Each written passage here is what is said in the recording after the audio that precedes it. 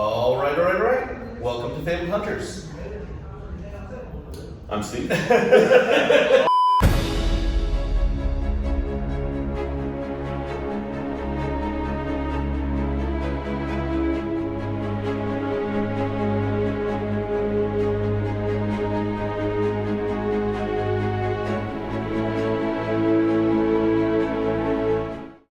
All right. Welcome to FaBled Hunters. I'm Steve. I'm Chris. I'm Yuanji. I'm Saint. And we're here to show you some stuff. Yeah, so gentlemen, you guys are coming into New York City, and I see you guys are decked out in Bearish regala, right? Yeah. Wow, thanks for visiting. All from South Central PA. And you know what brought us up here was one of those things that we could see that you shared the same passion that we do, Yeah. flesh and blood. It was one of those things that we just wanted to meet you in person, and we're glad we came. Both of you. Likewise, absolutely. It's been a pleasure. Thanks for coming in. Yeah, sure. Absolutely. Can you tell the viewers what Bearish is and how did you guys start? For sure. How it started was my brother and I, we started a business in Amazon. We were doing books on it, and he actually was introduced to Flesh and Blood.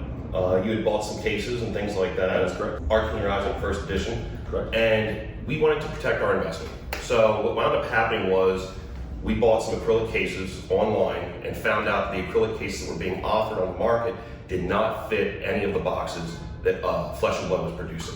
So we decided that it was in our best interest to roll forward and see if we can make a solution that works for us. And likewise for the community. Yeah. So this kind of just grew into what we're offering now. Yeah, it's, have you guys seen, some people, I think like for Pokemon ETBs, they go to like Walmart and they have to buy like a little cereal.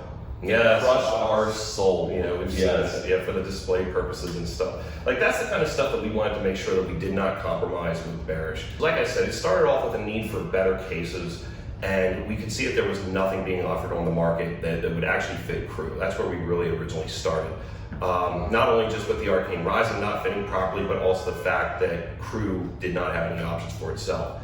So obviously there were people going on different methods, like you were saying about Pokemon with the cereal tubs and things like that. So, you know, we wanted something that instead of putting a cereal box on your shelf to display products, we could produce something that would not compromise, you know, the visuals and the presentation of the product. We wanted something that was a little bit more sleek than what other companies were offering at that time. I think the closest thing that would fit anything would have been a 5mm case. That's why we went with 3mm cases for our smaller boxes. In the coming year, we're actually going to be offering carton cases, which are 5mm thick, because they're just much more durable. Okay. As it stands right now, we just wanted to have something that could protect the cases, look good while they're doing it. If it falls, you know, it would protect it from a fall. And then also the fact that it's made out of acrylic actually offers a natural UV protection. Absolutely, yeah. And when you say 3mm versus 5mm, are you saying like, when we did the video, we noticed that your cases were just that much thinner? Yes. And that's better for display, in Yes. your opinion, right? Absolutely. Yeah, what we saw with competitors is that their cases were thick, and I think it took away from the presentation of the contents within. So 3mm is going to hold up to a fall. If you decide to ship this case, it's not going to break in transit. It's very sturdy, and we just thought that 5mm was just too much. It was over engineering something it didn't need to be. So what we did was we made it thinner. It provides the same protection as well as just displaying that much better. Before we get into your products, could you guys quickly just talk about your origin or your entry point into Flesh and Blood? For myself, it all started off with the great hype around Rudy, and you know, he was talking about, I think he opened up a Crucible War box, and it might have even been his first video. He hit an Arcanine shard right out. Oh yeah. That's a good one. He was like previewing the set. Yeah, Legend Story Studios loaded this box. That's crazy because they don't spoil the Fable ever. Like they do like their like little spoilers. Yeah. Then he opens like the very first box. The first box was the shard. Yeah, it's like, whoa, this is cool. And I'm like, yeah, this is cool. Yeah. And so I really liked the artwork, and it was something for me where I was moving away from Magic the Gathering. I had a little bit of sealed position in that, you know, I'm a very small time collector, but I do try to preserve everything I have. When I first purchased Flesh and Blood, I was trying to get 2 of every single box. The one was Arcane Rising, and the only thing that suggested that would fit it was all the V-Bag. just one of them where you load the box in the case, and within 2 weeks I had the whole back of the seam pulled apart just because it was squeezing into the case, and I was just like, man, this just isn't right. Yeah. So at that point in time, that was kind of our entry into Flesh and Blood. We wanted to play the game, so Unlimited was perfect for me, my wife, my brother. It just became a whole family thing after that. We have a small community around our area. We travel with them. We call the York Crew. We call the York Crew, represent. And yeah, so Work in New York.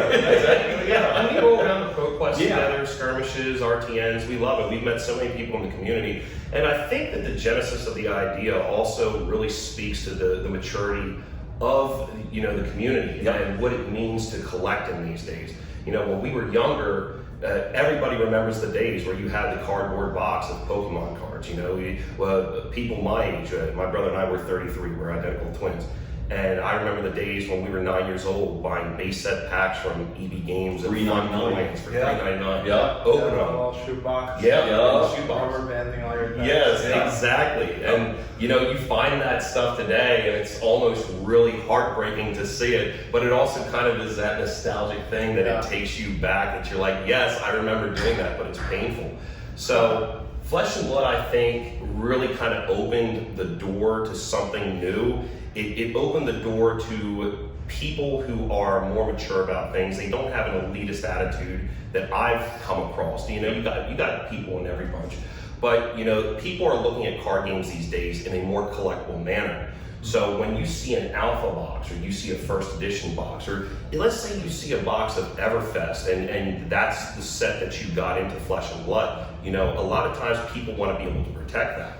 And in the future, they might want to share that with their kids or look at it as an investment. Yep. So that's what these acrylic cases do, and it's not just something that you just want to go online and buy your run-of-the-mill general acrylic case. You want to have something that fits your product. You don't go to the shoe store and buy a shoe that doesn't fit your foot. You're not going to buy something that's tight on your feet. that's a part of branding our product and things like that as well. Because when you're buying a Bearish case, we want people to know that it's going to fit your box. Absolutely. Yeah, we're building confidence. If the set is listed, it's absolutely going to fit inside that box. And if there's ever any concerns, that's another thing about our customer service. We believe in the world of business today that customer service is number one. There's plenty of people out there that are willing to sell you a product and not stand behind it. I mean, hell, we even put our logo on the boxes so it came from us, and that we take that pride. Whenever somebody reaches out to us in customer service, it's one of us responding. And I think a lot of people miss that in today's market. What it means to have that proper customer service. The personal touch and just the belief behind your product, the support. Absolutely. Yeah, there's a lot of businesses that just relinquish that personal touch, that idea that you need to touch your customers, not in any weird way. You need to interact with your customers and have a lot of points of contact. Yeah, but you know what? Isn't it kind of strange that it has become a weird way these days? That customer service is not the same as what people really think that it should be. Right. Like, they're surprised to have somebody reach out on the other end that is one of the genuine owners of the company. There was one that stands out to me in my head about one of our customers that bought boxes from us. And they complained about something, saying that they had reached out, and they never did. So when they saw us actually interact in the Facebook forums, they said, they apologized, and they said, I'm really sorry that I didn't take the opportunity to reach out. They just weren't expecting it.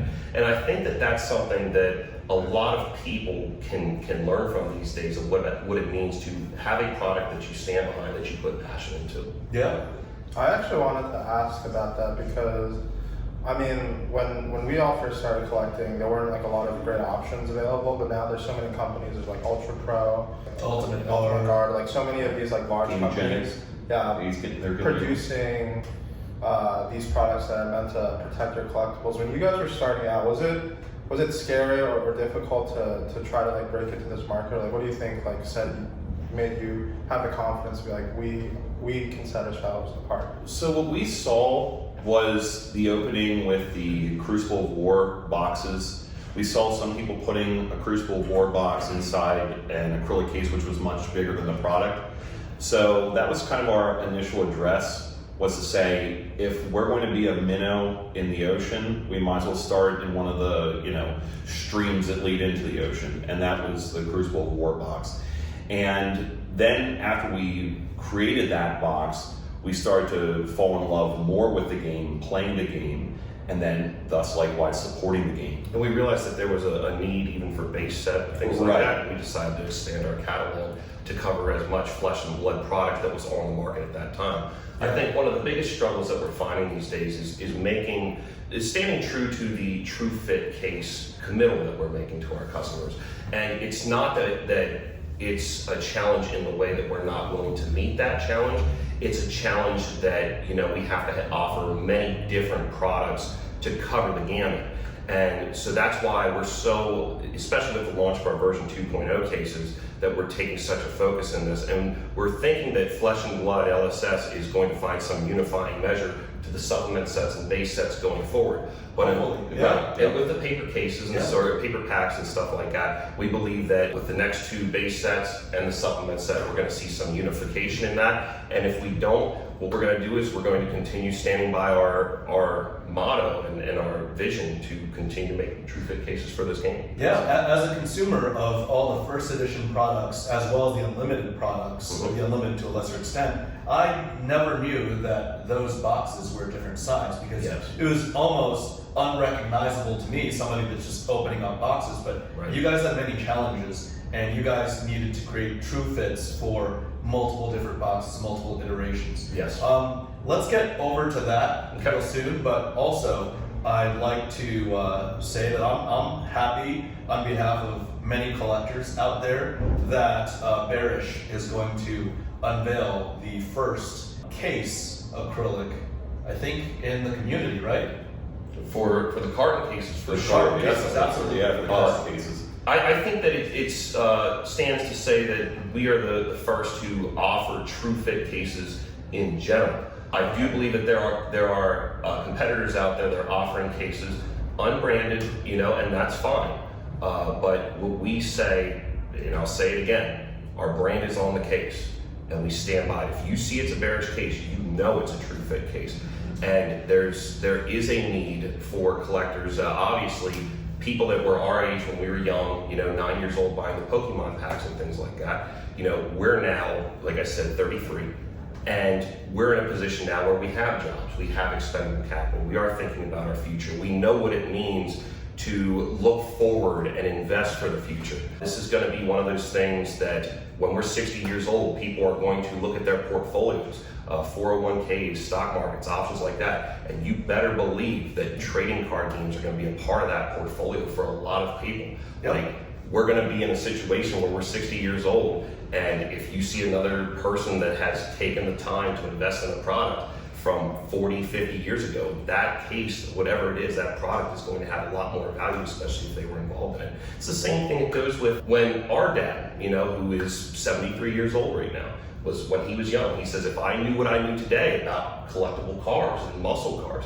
he said, you could walk onto a lot and buy a Corvette for $1,200. Yeah, think about even 1940s comics and things like that. Yeah. Just ripping through them and things like that. Like, even I had a tarnished version of Batman 14 in my house. And I just look at it with what's left of the cover, and I'm like, man, this is pretty cool. It would be cool if it was still attached and I could, you know, preserve it. But behind the CGC case, like an iPhone game or something, it'd be like $1 million. Right? Exactly. And people, it wasn't even a thought back then that this would become what it is. Yep. And so a lot of people, I think, are, like, to my brother's point, are much more aware of the maturity of items over time. In such a connected world, I think, and this is something I believe you said in one of your videos, that the prices are realized a lot faster, or it sees an increase in terms of how much was printed. It gets to that point a lot faster. But even over time, that gradual incline, the gradual growth, especially of Flesh and Blood, which I believe is going to be successful, you know, it's perfect timing to protect your investments now. Nice. Speaking of perfect timing, yes, let's go show the viewers some of your stuff. Okay, let's do it. So this is our 2.0 cases. This is where we're going with the company for Bearish.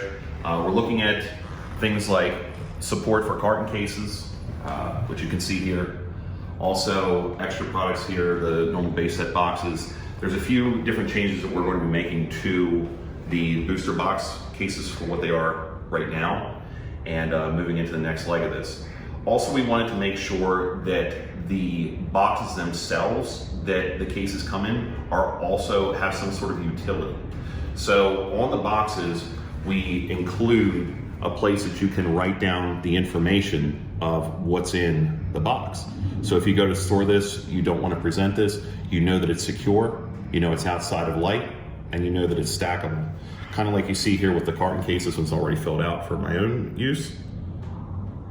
And the things you can do. Yeah, that's important. Yeah. I was even thinking about this when I was filming that storage unit episode. Like, you know, this protects it from sunlight, so I don't have to get my wife to, you know, bubble wrap it or do a craft paper wrap on top. Yep. I'm sure that the box itself comes with some layer of plastic initially. It does. And When it then- ships, the carton cases will, well, they actually all come wrapped in a cellophane wrap. The smaller boxes themselves will come with little rubber feet as well. So they're on a sticky thing. You can choose to apply them if you want or not to the bottom of the case. And that's just mainly because we can see people presenting these more on shelves. Yeah. For the carton cases, we kind of see them as being sort of, I mean, you can absolutely present this box. The presentation was a big deal for us, even with the larger boxes.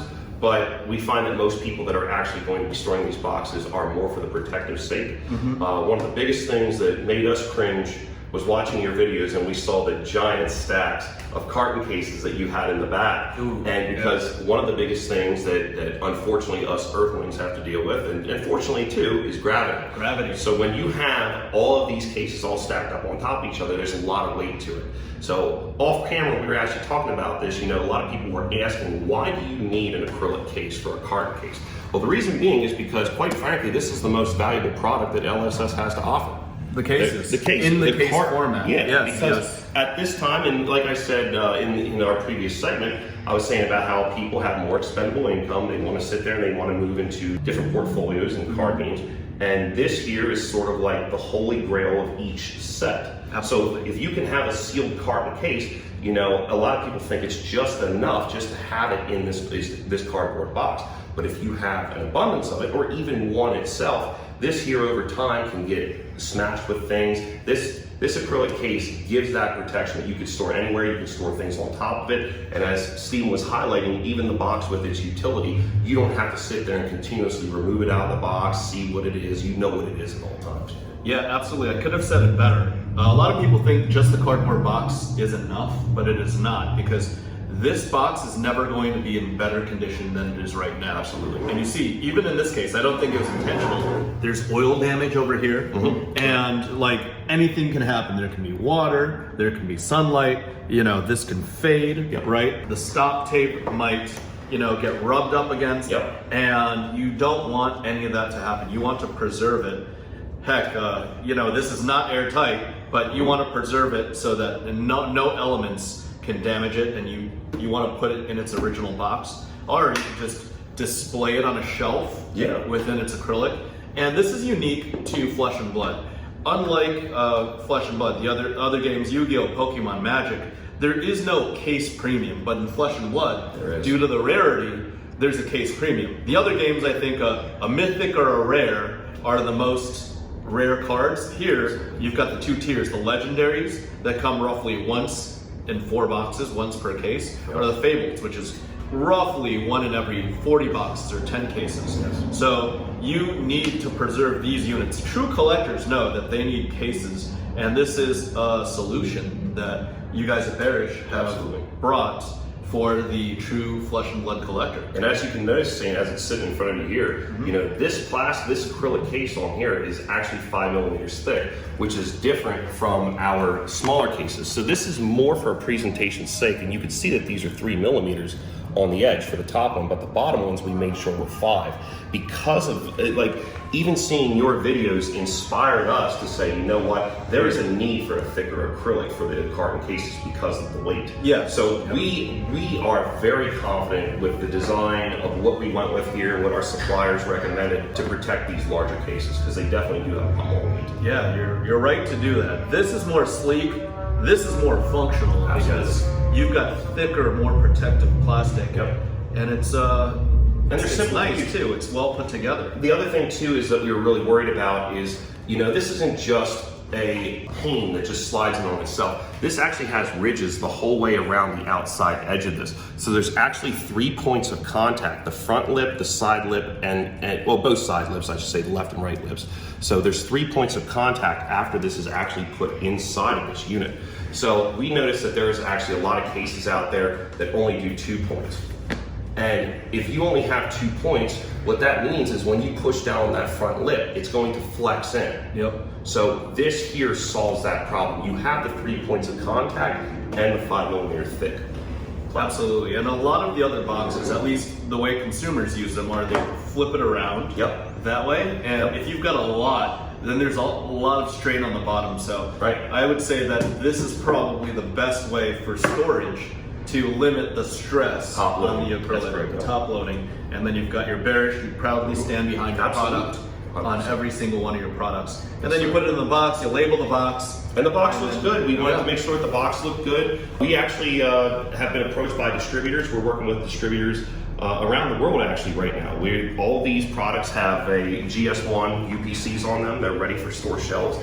And we're excited to be a part of that. That might be something that we realize in our 2022 journey. Gentlemen, you guys mentioned something about your 1.0 versus 2.0 boxes. Not so much this, because this is on its way out. This is going to be the beta launch of the carton cases, you call them? And we encourage anybody that has sizable orders to please contact us privately, because when we go to build these orders, all of these things are going to be limited quantity in Bearish's warehouses. So if somebody comes along and says, I want 50 or 100 of these cases, we might only be holding 150 or 200.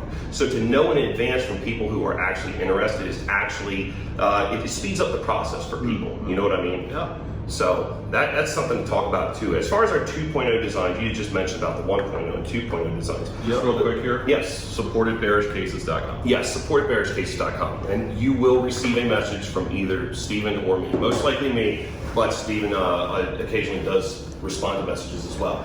As far as the difference between the 1.0 and 2.0 cases, the 2.0 cases, they actually have a smooth bottom to them. And for anybody that has bought Bearish cases yet, it goes back to the same idea that I just said about the other carton case, about having a front lip and 2 side lips. So when this gets inserted into here, you'll notice that it doesn't matter how much pressure I put here, it's not going to flex. When you see the 1.0 cases, they have the same design, but you'll see that there's actually a lip up around the edge.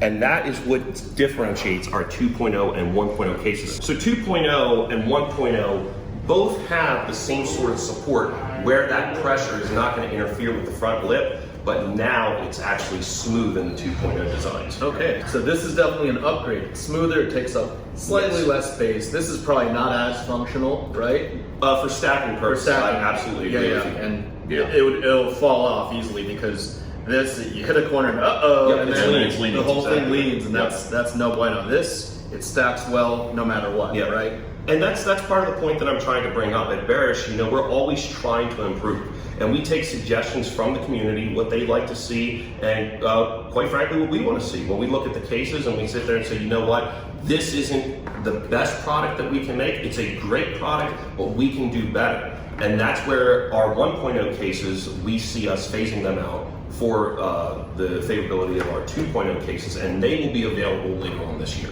Speaking of what I brought up in the earlier segment, to a collector like me, unless I put them side by side, I really cannot tell. I mean, I don't sense it, but you literally have them side by side. This is Crew First Edition, this is Crew Unlimited. So this is one of the biggest discrepancies that we had starting off with Bearish. Is it was very easy because you have 2 base set boxes, which are pretty comfortable, being the Welcome to Wraith and Arcane Rising boxes. But then when you talked about Crew, it was a one size that we thought was going to fit all. Then all of a sudden you introduced Japan Unlimited. Japan Unlimited takes it to the next level. Then all of a sudden we find out that the sizes of the boxes are a little different. And you can see that in the acrylic cases. It's really egregious. And then likewise, when we're talking about the future for Legend Story Studios being Everfest with the paper packs, these are the same size depth-wise, but then when you go to the width, The width is actually just a little bit different here to where Everfest is bigger. 1 or 2 millimeters. And that 1 to 2 millimeters compromises the seal on our current boxes. So that's where we have to, as people who are pursuing true fit cases, have to make that adjustment so Everfest fits in a proper case. And we cast that warning off to our customers. When Yes. they buy a 1.0 case, you can theoretically get an Everfest case in there. And my brother cringes every time I say that. do it. You can do it. You can do it. I would honestly say that it does need that extra distance on it, and that's why our cases that we're launching in 2.0 will accommodate for the size of Everfest more comfortably. This isn't me just trying to push 1.0 cases for Everfest, but we knew that there was a need to go a little bit wider with it. That's correct. What are you guys thinking about for the 2.0 rollout and beyond? And what do you have in store for the collectors at home? Maybe something about packs, something about box improvements. Yes. There's actually one thing that we have introduced before and Saint endearingly destroyed on the channel one time was the pack cases, and we brought them up here to review them, look at them, get some critique, And show Saint how to open. and show Saint how to open them. I learned how to open it. Yeah, and he did successfully open them. Yeah. But the main thing is we're committed to it. Yeah. We're committed to it. The pack cases are one of those things that in the future we believe that this is going to be something that will allow even original alpha product and things like that to become more affordable to people. I know that right now on the market, for us, if there was ever a time that we wanted to buy a Pokemon box, a base set box, or a first edition box, that even for us, I mean, that's way out of our reach to even consider something like that. But a pack is different. If you could order a pack, it's the same kind of idea as investing in silver or gold. If you can't afford the whole ounce, maybe you can afford 1/10 of an ounce. Or a gram. Or a gram. Or a gram. And I see trading card games going that way. And that's what the pack cases will open up. And we're actually pursuing a patent on it. That's in the works right now. And we're excited to announce what the final design of that looks like. But that is one of the future designs that we have. We're going to see where LSS goes this year. That's one of the things I can say outright to everybody, is that we want to see how the sizing continues with the new paper packs. We're expecting to see 2 base sets this year and another supplement set. If the supplement set matches the size of Everfest and the 2 base sets match the size, we're confident that we're going to be able to offer a case that is a unifying case. If that's not the case, excuse the pun, we will look at other options to offer a true fit solution, possibly in the ways of using rails or inserts or things like that. But this is things that also stand to the collectability and consumer side of it. As owners of this, and our dedication to our passion is that we want to be transparent as well. Yeah. And if there's anything that our clientele or people who are interested in the protection of these investments, they think in their head and they want to reach out and say, hey, I think you guys have overlooked something. We are open books. Yep. And I think Saints discovered that too. I mean, we're just willing to come and talk to people and shake hands, kiss babies, and see what it means to go out and show face. Absolutely. You guys are just normal guys that like FaB. You show up on the box openings sometimes, correct. on the Facebook box openings, and you just like the game, and you provided a solution to all the collectors, investors, even the players that just want to preserve a piece of history. You're bringing utility to all of them. And in the end, isn't that what opening a business or starting a business is about? Customer service. Customer service, and to meet a need for society. Right? A quality need. I think that's the thing that a lot of people look at businesses these days and they shy away from business. They see business in a negative light. And I think that was one of our other mission statements, is that we wanted to be approachable. We wanted people to see that we are players. I mean, hell, after this, we're going to be catching a train from New York back to South Central PA. We're going to get together with our play group tonight. We're going to be running reps with our blitz decks, and tomorrow we're going to be at a skirmish. I mean, he's got to work on his your Briar. Yeah, Brian needs a little bit of work. We'll see what the videos. Well, you know, it did take Yuanji 10 hours to build the deck. It did. Perfect stacking. Yeah. Just couldn't break the shuffle right. You know, Yuanji is a professional stacker. So, all right, gentlemen. yeah. So, any final statements for the viewers? There is a final statement. I want to thank you for the opportunity to have us up here singing. Thanks for coming by. Yeah, truly, absolutely. You guys are welcome anytime. And the viewers, the ones that are friends of Fab, please visit New York anytime. Come visit the FaBled Hunters. That said, hope you guys like, comment, subscribe, twiddle the notification button, and we'll see you on the next one. Bye! See you guys.